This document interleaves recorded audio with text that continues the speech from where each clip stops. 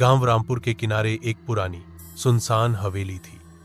लोग कहते थे कि वहां रात के बाद किसी की चीखने की आवाज आती है। दिन में भी वहां एक अजीब सी ठंड महसूस होती थी, जैसे हवा भी डर कर धीरे चलती हो। एक दिन शहर से आया हुआ लड़का अर्जुन अपने दोस्तों के साथ गांव घूमने आया। गांव वालों ने उसे हवेली के बारे में बताया और सख्त मना किया कि रात को वहां न जाए, पर अर्जुन को इन सब बातों पर यकीन नहीं था।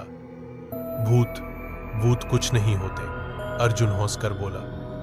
उस रात हिम्मत दिखाने के लिए अर्जुन अकेला ही हवेली में चला गया। अंधेरा घना था, चांद की रोशनी टूटी हुई खिड़कियों से अंदर आ रही थी। जैसे ही अर्जुन ने दरवाजा धक्का दिया, वो खुद चीन की आवाज के साथ खुल गया।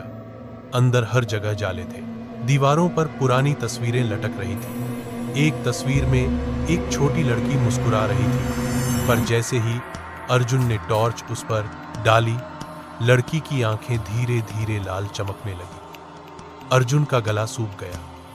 तभी पीछे से हल्की सी आवाज आई, तुम यहां क्यों आए हो? अर्जुन ने पलट कर देखा।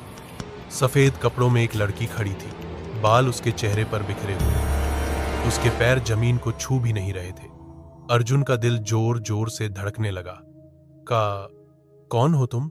लड़की की आवाज दर्द भरी थी। मैं सिया हूं, इस हवेली की बेटी।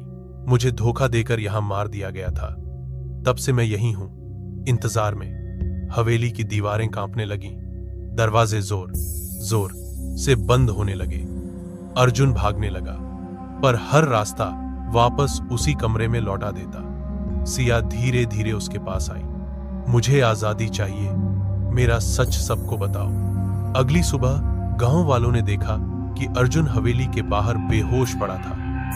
होश में आते ही उसने सिया की कहानी सबको बताई। गांव वालों ने पुरानी बातें खोलकर देखी और पता चला कि सालों पहले हवेली के मालिक ने अपनी बेटी को पैसों के लिए कुर्बान कर दिया था।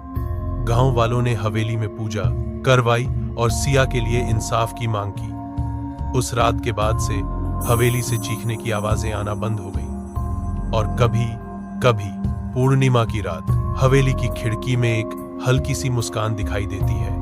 कहते हैं सिया अब आजाद है, या शायद वह अब भी किसी और का इंतजार कर रही है।